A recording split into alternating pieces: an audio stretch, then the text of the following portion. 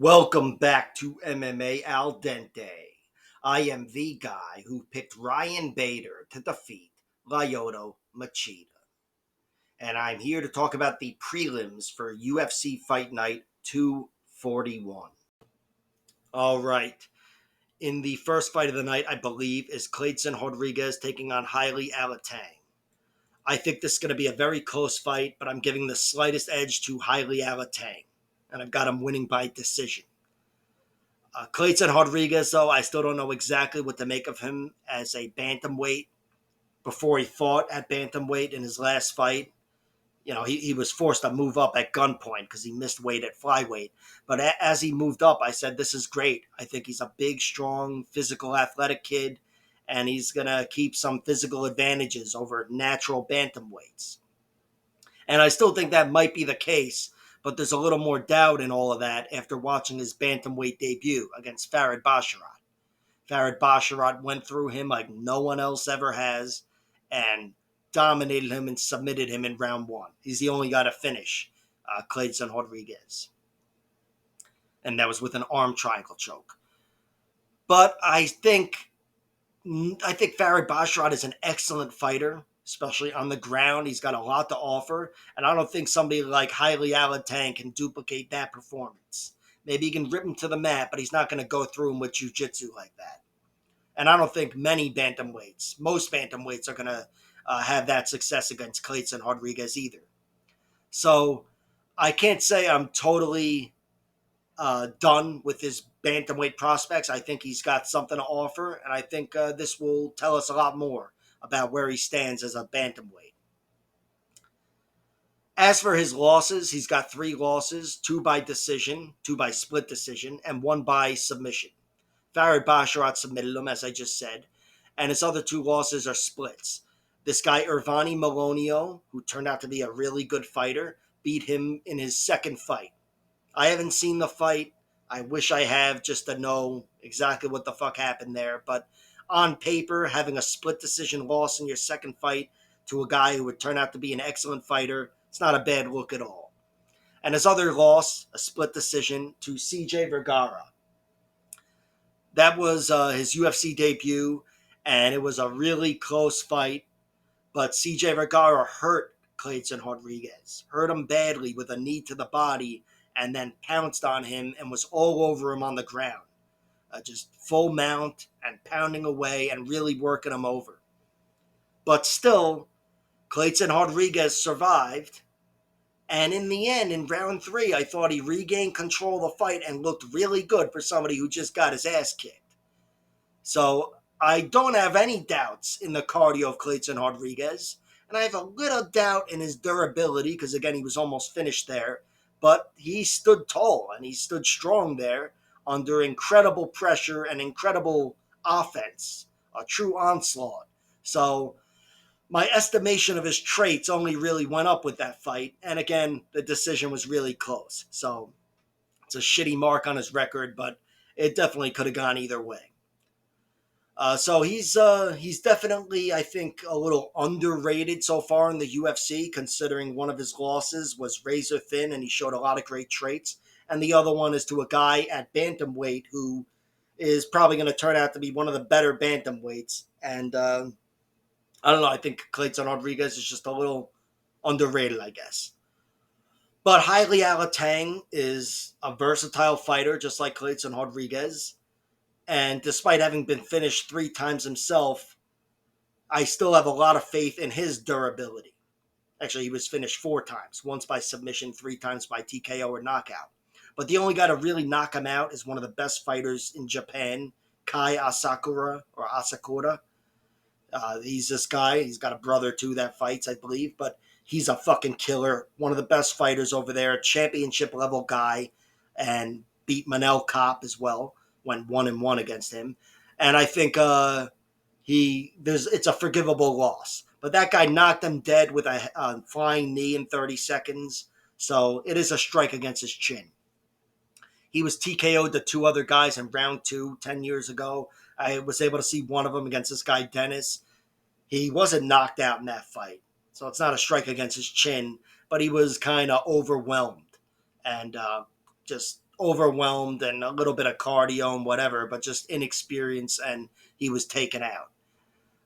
But since then, since the Kai Asakura fight, he hasn't been finished at all. And of course, he's been in the UFC now for 5 years or so, and he's fought some dangerous guys. And he's also shown he can take his ass kicking, like he did against Casey Kenny. Holy shit. So I trust that he'll be there, Heili Alatang. I do trust his durability will stand up to the formerly flyweight danger of Clayton Rodriguez.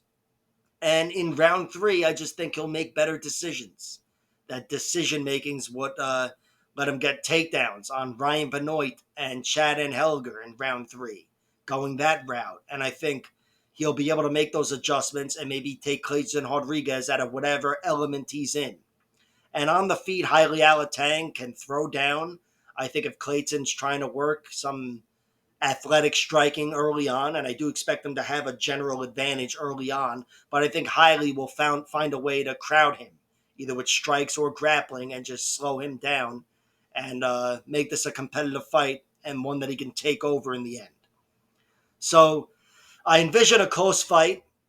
I do think each guy is very durable and has good cardio and a lot of great traits, but I'm giving a slight edge to Heili Alatang, and it's mainly through experience and also cardio. I have more faith in his cardio. He's had some rough round threes. Casey Kenny, as I mentioned, Chris Gutierrez last year beat him in a dreadful fight, but he definitely wasn't there in round three for those. And even in his draw to Gustavo Lopez, that was a fight where he actually was even deducted another point for grabbing the cage in round three. But in his victories, it's been a consistent trait of his. He's there till the end, and he's a smart fighter. So I've got Heili just narrowly outpointing Clayton Rodriguez and winning a decision. But really, I don't have the most faith in that. I think Clayton's more promising than he's been given credit for since his last loss, and this should be a close fight. Up next, we have Emily Ducote versus Vanessa Demopoulos. My prediction for this fight is Ducote wins by decision. But I haven't bet on her. Right now, there's just the money line available, and she's way too big of a favorite. I think the value right now, the only value, is on Vanessa Demopoulos. But I'm still going to wait for both the props and the over-under, because I think regardless of who wins, this one's going the distance, unless someone gets cut or something. But my pick is Ducote. I think Ducote is able to take away the grappling of Vanessa Demopoulos and outbox her, out-kickbox her on the feet. I think Ducote's a much sharper striker, but Vanessa Demopoulos has some excellent traits. First and foremost, she's incredibly durable. Secondly, she's athletic. She's more athletic, I'd say, than Ducote. And thirdly, lastly, I'd say she tries harder than most fighters. I mean, she kind of runs into that wall physically sometimes, but she will scratch and claw just to put herself in a position to win a bullshit robbery, which she did in her last fight. And she's also won some other tight ones. A Jin Yu Frey fight was really close. And I think Demopoulos has some excellent traits, and that gives me some pause in betting on Ducote, or straight up her money line. But Ducote is the sharper striker, definitely. And Ducote is no slouch at all on the ground. I'd say Demopoulos is the better submission artist. She's definitely slick down there. But Emily Ducote is no slouch there at all. Her one finish loss is by submission, but it's to an excellent fighter, Alimale McFarlane, and it was like 7 years ago. And it was in round 5 to a triangle armbar in a championship fight. Really, an armbar is what did her in. But that girl's excellent, and they actually had 2 fights. They fought each other in a 3-round fight, which was much more of a grappling fight altogether, but she still lost the decision there, even though she was competitive. She was just controlled. But yeah, she's been controlled and out-wrestled, but I do think she's going to be a little too much for Vanessa Demopoulos, where she's too physical and she won't succumb to the athletic advantage of Vanessa Demopoulos. And on the feet, Vanessa, she puts together some good strikes. She might even have the harder overhand punch and whatever, but she is not a refined striker like Emily Ducote. It's a little more rushed and panicky, and I think in general, if this one's kept on the feet, Ducote's winning. Demopoulos, she's never been finished as a pro. The one girl to finish her as an amateur is Caitlin Chukagian, who got her out of there in round 3, no less. An amateur round 3, which, they're 9-minute fights. But still, as a pro, she's been in there with many good fighters, and she's looked as tough as ever at the UFC level. Incredibly tough fighter, and again, a real scrapper who, despite what you'd say about her decisions and whatever, she is 4-1 in her last 5. Her last loss comes to Karolina Kowalkiewicz, and before that, J.J. Aldrich. And that's the thing. I think the blueprint's been laid out for Ducote. I think she can follow that blueprint to beat Vanessa Demopoulos much more easily than Demopoulos could follow the blueprint of whoever, Lima Lay McFarlane or Angela Hill or Lupi Godinez. So I think who beat both of them, by the way, Lupi Godinez. But I think Emily Ducote will win this fight. It's going to be a close fight early on, I think. But I think Ducote will slowly but surely take away the athletic advantages of Demopoulos and then just have to worry about not being out-hustled and outworked by a more aggressive fighter. But I think she's the cleaner striker and she'll be able to get the better of her on the feet. So Ducote is the pick. And the bet is non-existent right now. But again, I'll look to the props because I'm pretty sure each girl is durable enough in an MMA sense to take everything the other girls got. So we'll see what happens. Up next, we have Ariane Carnelossi taking on Piera Rodriguez. My prediction for this fight is I give Piera Rodriguez a slight edge, but even with pretty tight odds, I'm not betting on this because Carnelossi scares me too much. I think Ariane Carnelossi has the physical potential to win this matchup or take away a lot of the offense from Piera Rodriguez just on level 1, on the physicality level. Piera Rodriguez is a girl who is more slower pressure, heavy-footed power shots on the feet. And I think Ariane Carnelossi has more power than her. So that could just prove to be a bad matchup for her. And Carnelossi, her biggest weakness, I'd say, is on her back. And I'm sure Piera Rodriguez wants to put her on her back. I'm sure that's plan A here. But Carnelossi is built like Chad Mendez. So there's a chance she takes all that away from Piera. And I think she does early on. I don't think Piera Rodriguez is going to be able to dominate her early on. The basis for my pick, being Piera winning by decision, is that she slows her down a little bit and then starts to outwork her in the end, ripping her to the mat and whatever. But even that, I'm not sure of, because Carnelossi, despite being built like a brick shithouse, she doesn't have bad cardio. There's no evidence of it anyway. Although, whatever. She is built like a brick shithouse, so there's definitely doubt. But I'll look to their losses here and see what plugs in. Piera Rodriguez has 1 loss, and it's to Jillian Robertson in her last fight. Round 2 armbar deep into the round. That is not a path to victory for Carnelossi.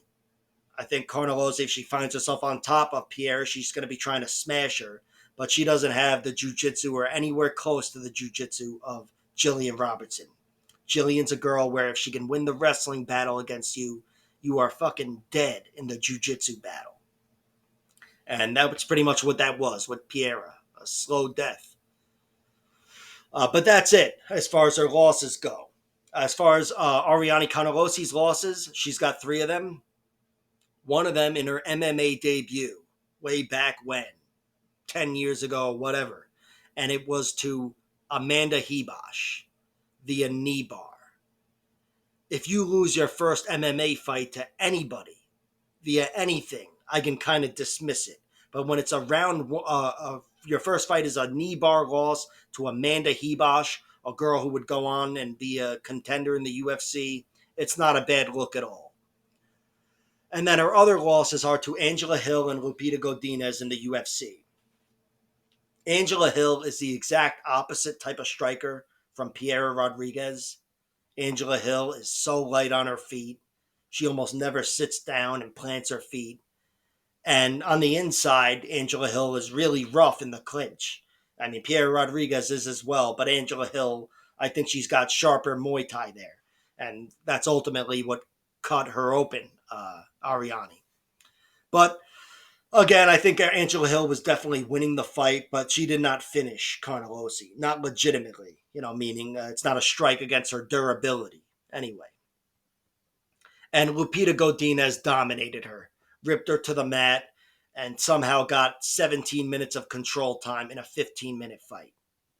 Don't quote me on that, but she was fucking dominant from the beginning, all over her. And Carnelossi, at the very least, I can say, hey, at least she didn't get finished while being dominated so badly. But yeah, that's how they lost, and I don't think Pierre Rodriguez can plug into any one of those losses clearly. I think she'll try to duplicate the success of Lupi Godinez, but I don't think she's going to have it, not from the opening bell anyway.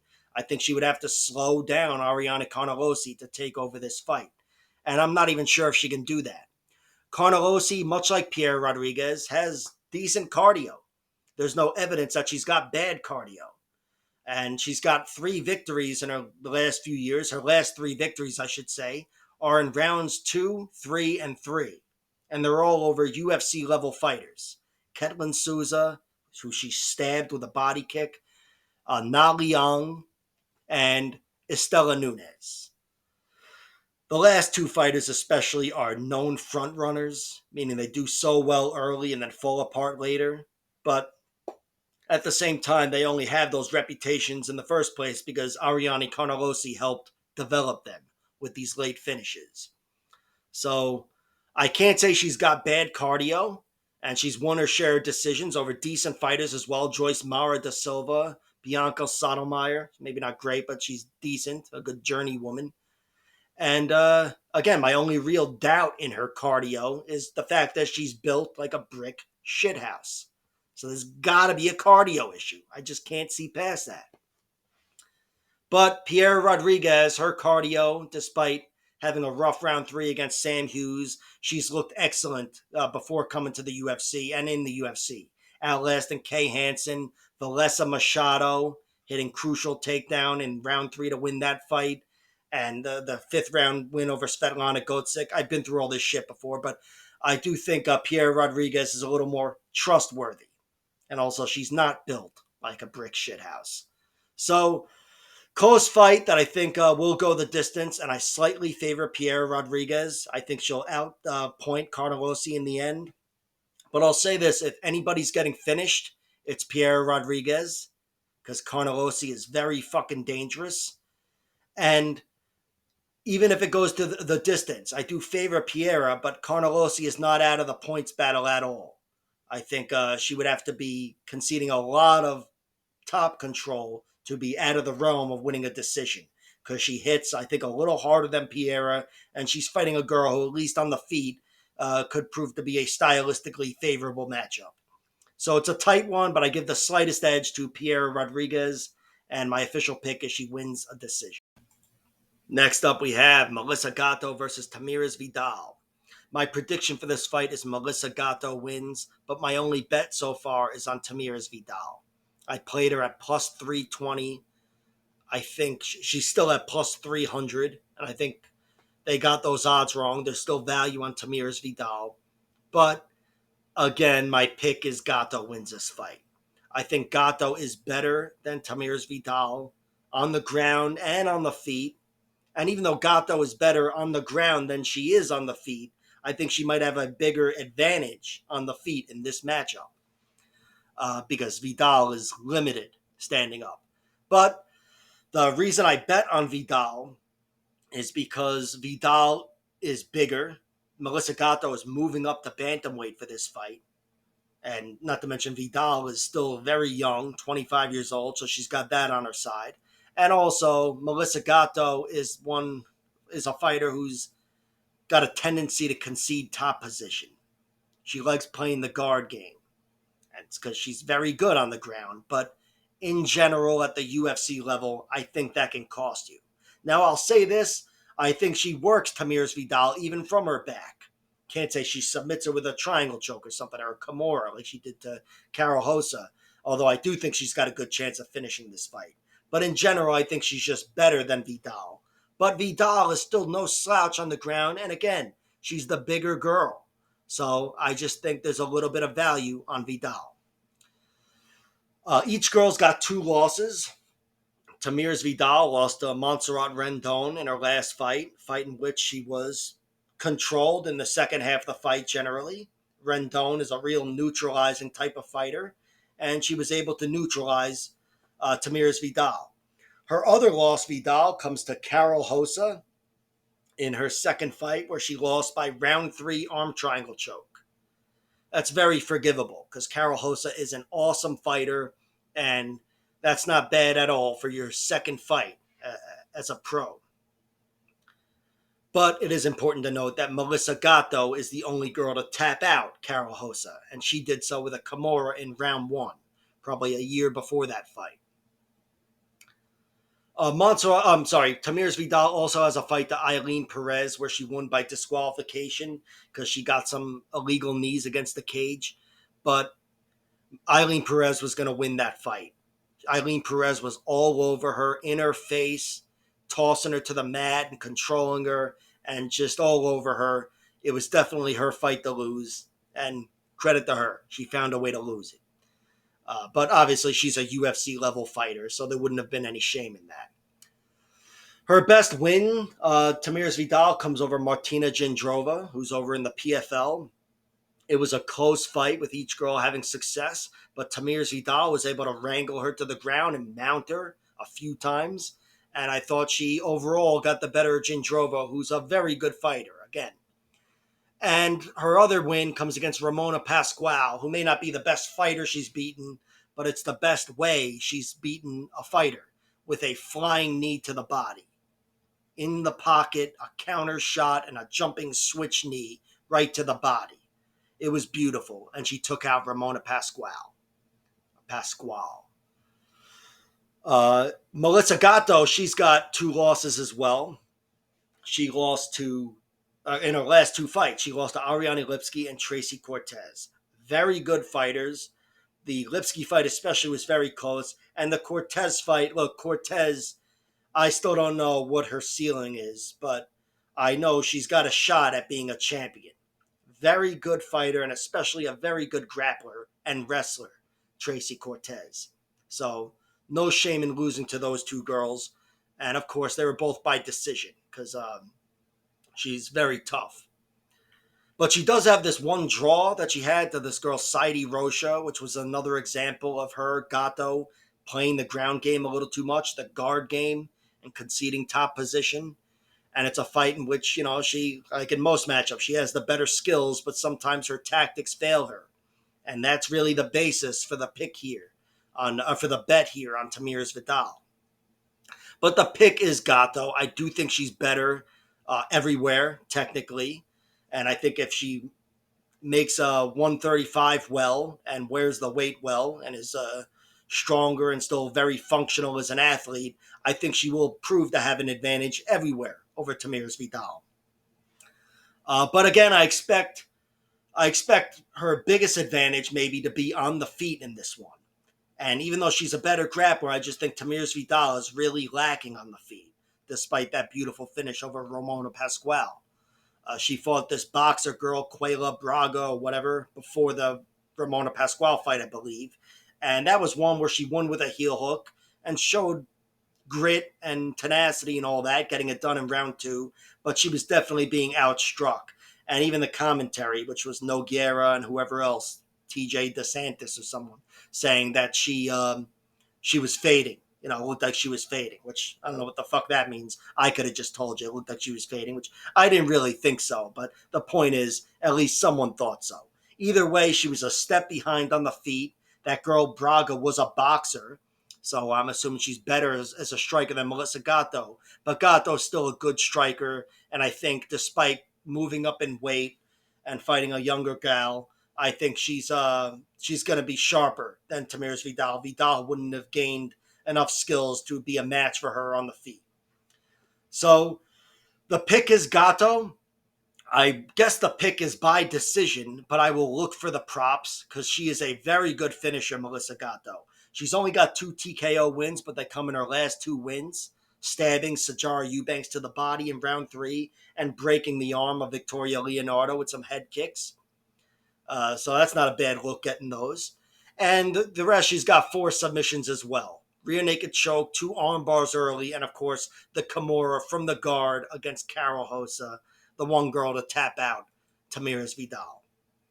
So I think she's got sharper skills and she finds a victory. I'll wait for the props because I think a finish is possible. But the official decision is Melissa Gatto via decision. The official pick is her via decision. And as of now, the only bet is Tamiris Vidal at plus 320 because why the fuck not? Next up, we have Victor Martinez versus Tom Nolan. My prediction for this fight is Tom Nolan wins by knockout at the end of round 1. And I haven't bet on his money line because he's way too big of a favorite. But I have thrown a small bet on under 1.5 rounds at minus 175. I think there's a little value there, mainly because it encompasses my prediction, which is Nolan winning by knockout. And also it covers Nolan's only professional loss, in which he was knocked out in a minute in his last fight to Nicholas Mota. So I feel all right with that bet, even though it's not at the best number. And I think Tom Nolan, again, my prediction is he wins by knockout. I think he's got too much going on physically, 7 inches of height, 3 inches of reach, and he is a much better athlete than Victor Martinez, as is just about everybody. Martinez, yeah, he's really up against it physically in most matchups, and this one is no different. And if Victor Martinez hadn't shown any durability issues throughout his career, especially in his last loss, which I'll get to in a second, then I might even be picking Martinez and certainly betting on him, but I'm just not. Instead, my play really is Tom Nolan knocking him out. But Tom Nolan is not a perfect fighter. He's still developing, and it's not a great look having your one loss be by knockout in round 1 in 1 minute to Nicholas Mota. Even if it's the best guy you fought by far and whatever the fuck else, it's still a 1 minute knockout loss, and it definitely changes his profile. You know, when he was coming into that fight, I really thought he would win. I thought he would knock out Mota because Mota was too chinny. I respected Mota's striking, and I thought he could outstrike Tom Nolan, but I didn't think it'd be him going through Tom Nolan and cracking his chin in a minute like that. That's a totally different type of loss. He also has one loss as an amateur, and that was a loss mainly due to his cardio. He was TKO'd in round 3, looking desperate for takedowns and really running out of gas, and he was put away. And I think he learned from that. I'm sure he did. His first 2 professional wins were both decisions. And he showed to have good cardio there, if nothing else. One guy, this guy Sam Flint, gave him a good battle, ripped him to the mat, had some good controlling positions, really tested him, if nothing else, and he passed the test. And then after that, he went on a 4-fight winning streak, all by finishes, after winning the first 2 fights as a pro by decision. He got 4 straight finishes and then ran into Nicholas Mota. So I can't say I'm high on him, but I still think he's got what it takes to beat Victor Martinez. But there is doubt, no doubt about it, because Victor Martinez is the second best guy he's fought, easily. The thing is, though, Victor Martinez is not so durable. He's got it says 1 TKO on Sherdog, but he's got 2 TKO losses. They've got one of his TKO losses listed as other, like it's some disqualification or something. He was knocked out in his debut, TKO'd really, and it was mainly due to exhaustion. That's the one they have listed as some DQ or something, but it was a TKO. The thing is, that was back in 2011, so it's a little forgivable. But in the last few years, he was tapped by this guy, Jose Flores, got him with an armbar. And that was one where he was sat down with a body shot, which is another half a strike against his durability. But that was still 8 years ago. So he's had time to recover. And since then, he's only had two other losses. Eric Gonzalez, former UFC fighter, beat him by split decision. I wasn't able to see the fight, but Gonzalez isn't bad at all. And Jordan Levitt TKO'd him in his last fight with knees and elbows. Roughed him up, really knees put him away. And I think there was a body shot that got the ball rolling. But he collapsed inside of 2 minutes with Jordan Levitt, one of the shittier strikers, or at least not dangerous strikers in the UFC, who took him out. But offensively, look, he's beaten some decent guys. He beat Jacob Rosales on the Contender Series. That was a fight where he was dropped at the end of round one. He was cracked with a big shot and pounced on. But he recovered even at the end of that round and then took over the striking for the rest of the fight and really outworked Jacob Rosales. He knocked out this guy, Nico Echeverry.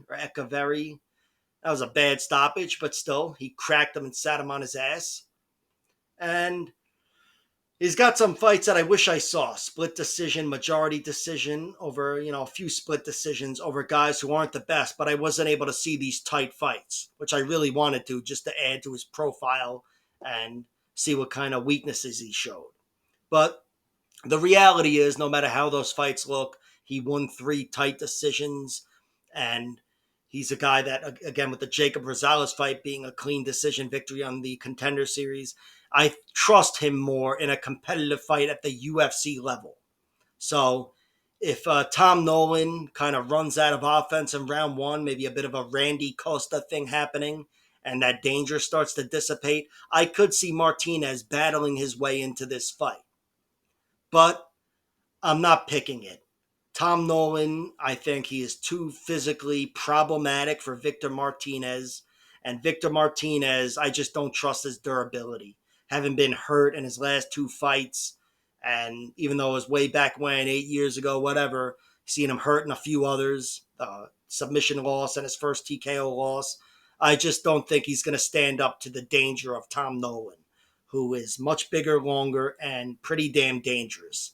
The guy's an athletic killer on the outside.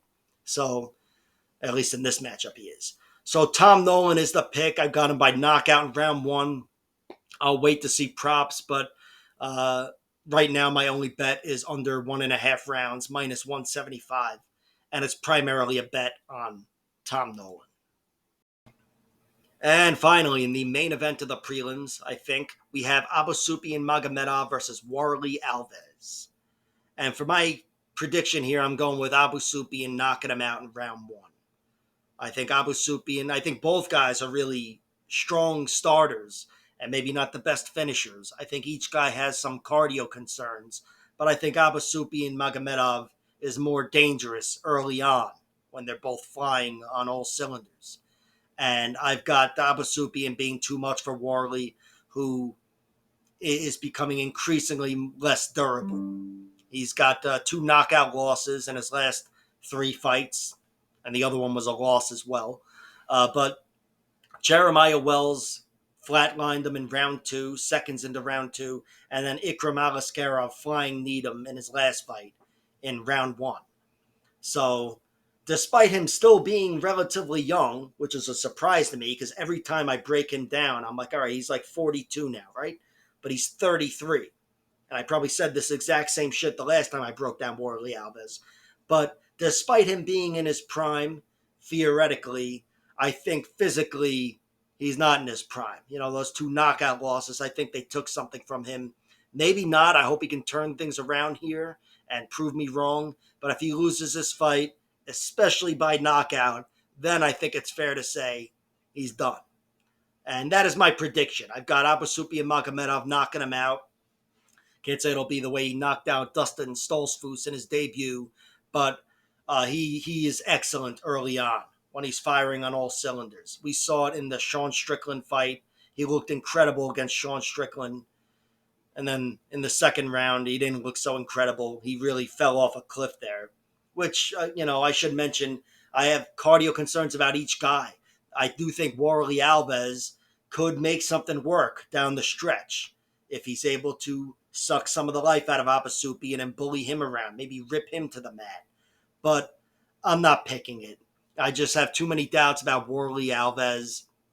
And I'll say this, he looked good in the Nicholas Dalby fight. I thought he lost that fight, but I also thought it went the exact opposite of the way I thought it would go, where Dalby would win in the end. And instead, Warley Alves, who typically does his best round early and his worst rounds later, he had his best round in round 3 in that fight. But that's his only shining moment, I guess, in the last 4 years, 3 years. I guess 3 years. You'd have to go back 3 years to January 20th, where he got his last victory, knocking out Monir Lazez with the body kick, which was a beautiful finish. He just slammed him with some body kicks and took him out early. But that's been his only real moment in the last 5 years, that one victory. His last win before that came just over 5 years ago against Sergio Moraes, who he knocked out in round 3. So, I don't know. I've always liked Warley Alves, but I've always had doubts about him, mainly about his cardio. But now, with the doubt in his chin and him fighting a guy in Abasupi and Magomedov, who, despite having his own share of weaknesses, I think he's that much better early on, and that's going to be the story of this fight.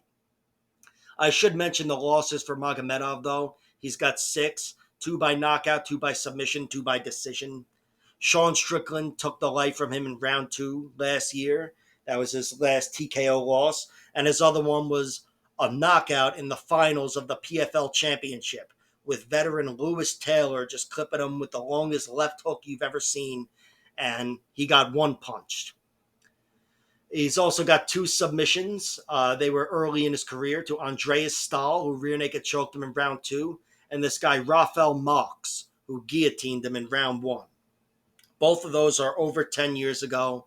I'm not saying he can't be submitted. I'm just saying I don't expect it, even though Warley Alves has an excellent guillotine. And then he lost 2 decisions. He lost to this guy, Mikel Parlo, in 2015, and his last fight to Caio Borralho, who beat him with grappling largely. And that was, kind of a close fight in a way, but Caio Borralho definitely got the better of him. I thought outlasted and outgrappled him and won the fight. Now, that Warley Alves may have better grappling or whatever, but he doesn't have Caio Borralho's grappling. Certainly not Caio Borralho's wrestling.